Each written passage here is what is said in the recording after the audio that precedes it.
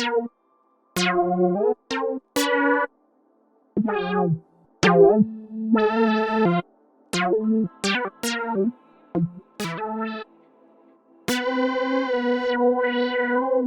better? Ah, yes. It seems you can hear me now. On today's digital drawing. Right. As always, I'll be using Photoshop. This drawing is much more about the process rather than the finished piece, I should say. So I encourage you to follow the process rather than skip to the end to see the end product. It's not really me simply producing a drawing, but it's sort of a study.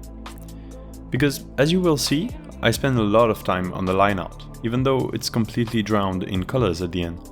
And I spend even more time on the sketch that I decided not to include in this video. But it's not a waste of time, at all. It never is, really.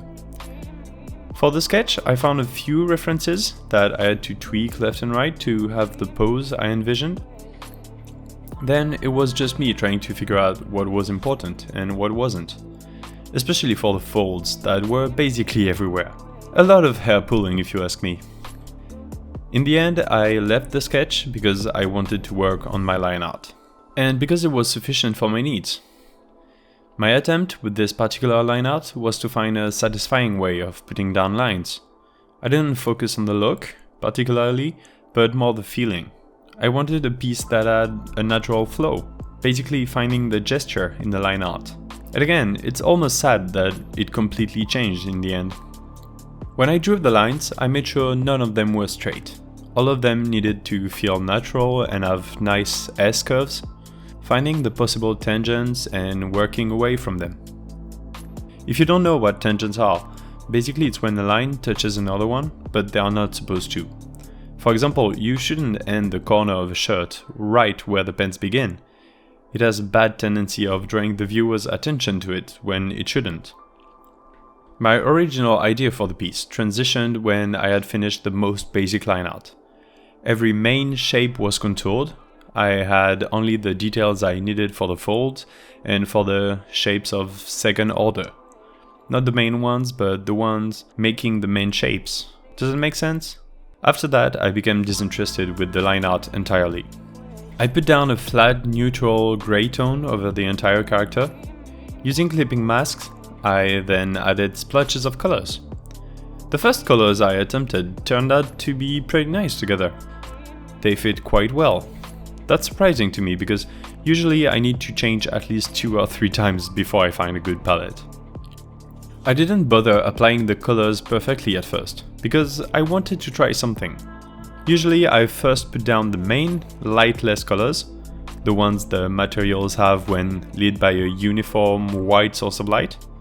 Then I normally use another layer that I use as a shadow, darkening each color in basically the same way.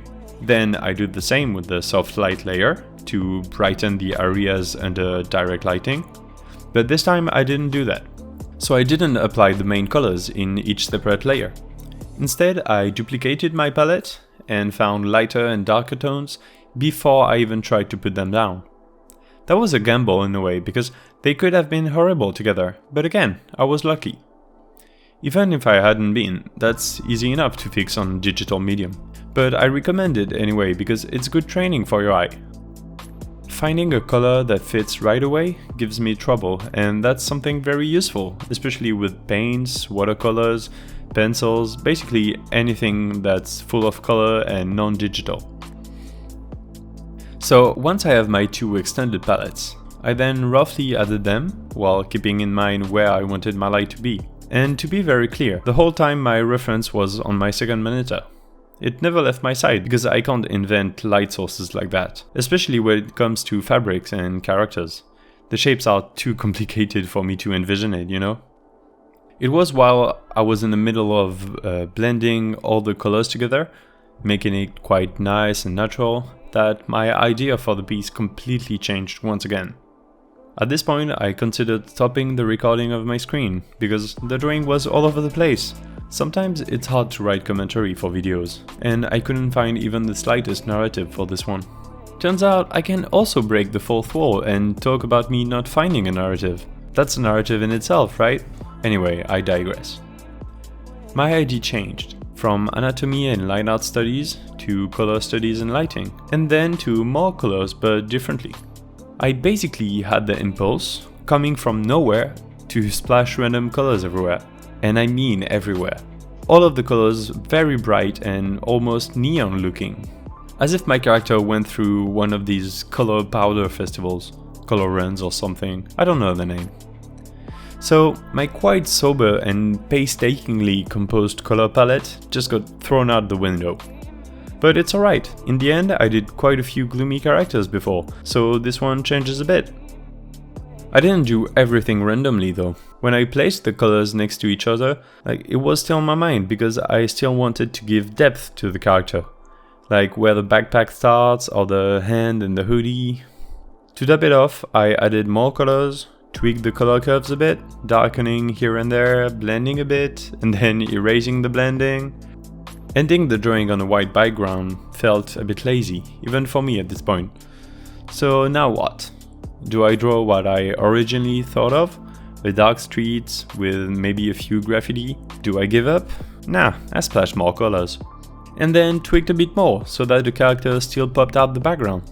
Turns out it's a bit harder than I expected. To top it off, I did something I almost regret now. I added a large white portion around everything. You know how sometimes on Instagram you see these beautiful pictures that are set within a few brush strokes? I wanted to emulate that, but I was too lazy to do it the right way. It actually bothered me a lot, but I left it like that. I only thought of what can only be the right way a few days after I was done, so yeah. Next time, hopefully the render looks better. But anyway, it's the journey that matters, right? Remember what I said in the beginning? What matters is the friends we made along the way. Well, here's my new colorful friend. I hope you like him. If you did, there's a thumbs up button below the video, right above the red subscription box. It would really help me if you click that. I post videos every week here and a bit more drawings on my Instagram. Go follow me there as well. Video ends now. I'll see you next Sunday. Bye!